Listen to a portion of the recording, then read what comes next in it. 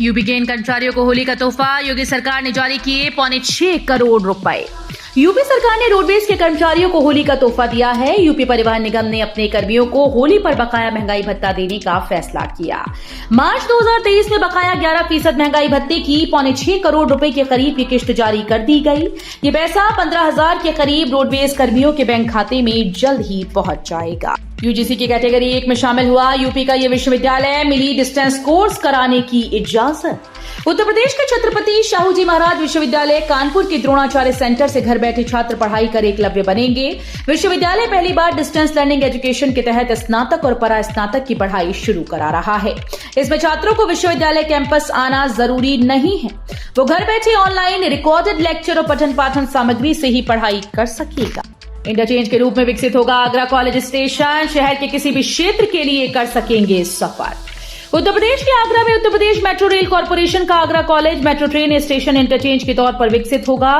ये स्टेशन दोनों कॉरिडोर को जोड़ेगा। इससे मेट्रो के किसी भी स्टेशन के लिए सफर कर सकेंगे। इससे यात्रियों को सुविधा होगी और शहर के किसी भी स्टेशन तक आसानी से पहुंच सकेंगी। माफिया मुख्तार ने अदालत में लगाई गुहार, जेल में दिया जा रहा जहर, कभी भी हो सकती है मृत्यु।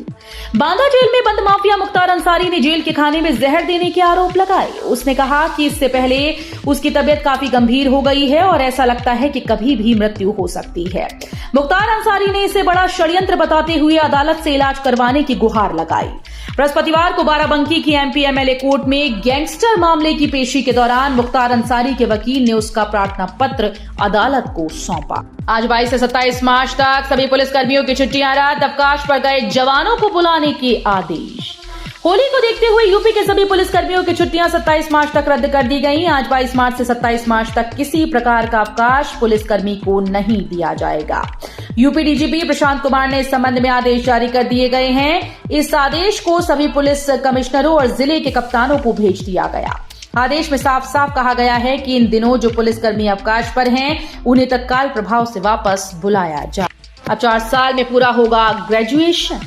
बीएचयू एडमिशन 2024 में बड़े बदलाव लागू किए जा रहे हैं। अगर आपने सीयूईटी का फॉर्म भरा है और आपके पसंदीदा विश्वविद्यालयों की सूची में बनारस हिंदू यूनिवर्सिटी में एडमिशन लेने की ख्वाहिश है तो बनारस हिंदू यूनिवर्सिटी में शैक्षणिक सत्र 2024-25 से 4 साल का ग्रेजुएशन डिग्री प्रोग्राम लागू किया जाएगा।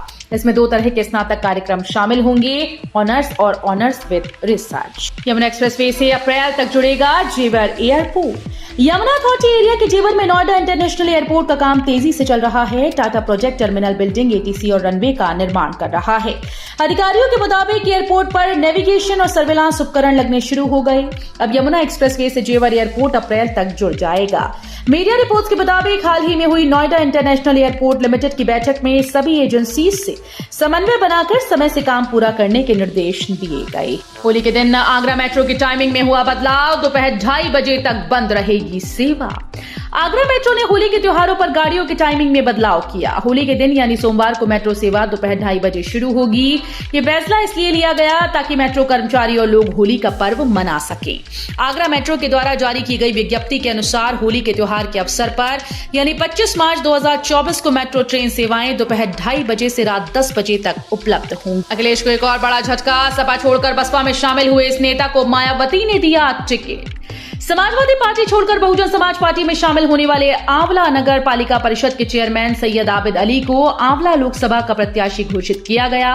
बसपा की ओर से आयोजित कार्यक्रम में आबिद के नाम पर मुहर लगाई गई। इससे ये भी स्पष्ट हो गया कि INDIA गठबंधन से अलग बहुजन समाज पार्टी लोकसभा चुनाव के मैदान में उतरेगी। भारत हिंदू राष्ट्र बने, यही मेरा उद्देश्य। सनातन को डेंगू मलेरिया कहने वालों की ठटरी बंदनी चाहिए। मुरादाबाद में बागेश्वर धाम पीठाधीश्वर पंडित धीरेन्द्र कृष्ण शास्त्री ने कहा कि मेरी जिंदगी का उद्देश्य बस इतना है कि भारत हिंदू राष्ट्र बन जाए। वो अपने अंदाज में बोले कि धर्म विरोधियों की ठटरी बन जाए। नया मुरादाबाद में आयोजित श्री हनुमंत कथा में उन्होंने कहा कि एक व्यक्ति ने उनके फोटो का गलत इस्तेमाल कर लोगों से वसूली की, उसकी FIR होनी चाहिए। बागेश्वर धाम पीठाधीश्वर ने लोगों से कहा कि मैं साधारण इंसान हूं, किसी के भी साथ फोटो खिंचवा लेता। 17 शिक्षक अनुदेशक व शिक्षा मित्रों का वेतन मानदेय रोका, अनुपस्थित होने पर हुई कार्रवाई। प्रेरणा पोर्टल पर निरीक्षण के दौरान अनाधिकृत रूप से अनुपस्थित मिले 17 शिक्षकों, अनुदेशकों व शिक्षा मित्रों के वेतन पर बीएसए ने रोक लगा दी। बीएसए ने इन सभी से स्पष्टीकरण तलब किया। बेसिक शिक्षा विभाग के विद्यालयों में निरीक्षण की आख्या प्रेरणा पोर्टल पर दर्ज की जाती है। 13 मार्च से 20 मार्च तक प्रेरणा पोर्टल पर निरीक्षण के दौरान बीएसए को 17 शिक्षक, शिक्षा मित्रों व अनुदेशक अनुपस्थित मिले। बदायूं कांड में दूसरा आरोपी गिरफ्तार, सामने आएगा सच। यूपी के बदायूं में 2 बच्चों की हत्या के आरोपी साजिद के एनकाउंटर के अगले ही दिन दूसरे आरोपी जावेद गिरफ्तार कर लिया गया। पुलिस ने उसे बरेली के बारादरी थाना क्षेत्र से गिरफ्तार किया। दूसरे आरोपी के गिरफ्तार होने से अब इस राज से पर्दा हट सकता है कि बच्चों की हत्या आखिर क्यों की गई थी।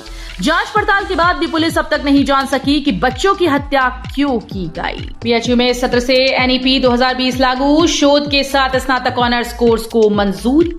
बीएचयू में शैक्षणिक सत्र 2024-25 से राष्ट्रीय शिक्षा नीति 2020 लागू कर दी जाएगी। हुए विद्वत परिषद की बैठक में नए सत्र से 4 वर्षीय शोध के साथ स्नातक ऑनर्स सहित अन्य पाठ्यक्रमों को मंजूरी दी गई। विद्वत परिषद ने संकायों में चल रहे विभिन्न पाठ्यक्रमों की फीस की भिन्नताएं दूर करने की भी संस्तुति। फिर आ सकती है बारिश, बर्फीली हवाएं बदलेंगी मौसम का रुख। इस त्योहार पर बादल भी होली खेल सकते हैं। मौसम विभाग के अनुसार छोटी होली से शुरू होने वाला बदलाव 3 दिनों तक कायम रह सकता है। उत्तर भारत में पश्चिमी विक्षोभ सक्रिय हो रहा है। हिमाचल, पंजाब, हरियाणा के साथ पश्चिमी उत्तर प्रदेश भी इसके प्रभाव में आ सकता है। बदलाव शनिवार से दिखाई दे सकता है। कई शहरों में हल्की बारिश के आसार जताई गए। ग्रेटर नोएडा में चारों तरफ बिछेगा सड़कों का जाल, दादरी से जेवर एयरपोर्ट तक राह होगी आसान। ग्रेटर नोएडा शहर के लोगों के लिए अच्छी खबर है। ग्रेटर नोएडा शहर को जीटी रोड और जेवर एयरपोर्ट से कनेक्ट किया जाएगा। ग्रेटर नोएडा से जीटी रोड को जोड़ने के लिए अलग से सड़क बनाई जाएगी। इसके लिए ग्रेटर नोएडा प्राधिकरण ने सर्वे शुरू कर दिया है। इस प्रोजेक्ट से तिलपता में हर रोज लगने वाले जाम से छुटकारा मिल जाएगा। एलविश यादव का सिस्टम हैंग, नोएडा पुलिस ने बढ़ाई धाराएं। रेप पार्टी में सांपों के जहर सप्लाई करने के मामले में जेल में बंद यूट्यूबर एलविश यादव के वकील प्रशांत राठी ने कहा कि हमने कोर्ट में याचिका दाखिल की है। जमानत याचिका में कुछ धाराओं को जोड़ा गया है जिनका पुलिस ने बुधवार को जिक्र किया था।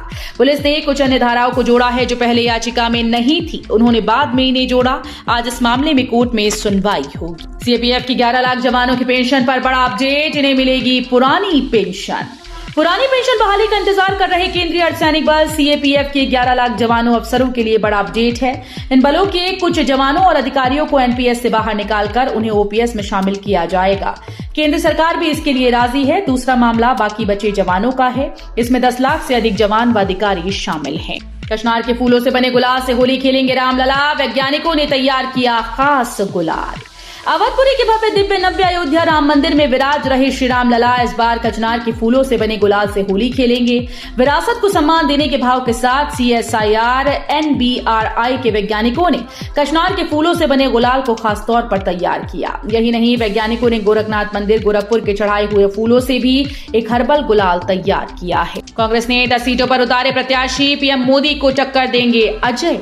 यूपी के प्रत्याशियों को लेकर कांग्रेस की पहली सूची आ गई है। वाराणसी से अजय राय, बाराबंकी से तनुज पुनिया, अमरोहा से दानिश अली, कानपुर से आलोक मिश्रा, माजगांव से सदल प्रसाद, देवरिया से अखिलेश सिंह, झांसी से प्रदीप जैन, आदित्य, सहारनपुर से इमरान मसूद और फतेहपुर सीकरी से रामनाथ सिकरवार को टिकट मिला है। हाईकोर्ट के दर्ज पर सूचना आयोग में होगा वादों का आवंटन व सुनवाई, सूचना आयुक्तों को मंडल आवंटित। राज्य सूचना आयोग में ऑनलाइन शिकायतें लिए जाने के साथ ही जल्दी हाईकोर्ट की तर्ज पर वादों का सदस्यों के बीच आवंटन और वादों की सुनवाई ऑनलाइन की जाएगी।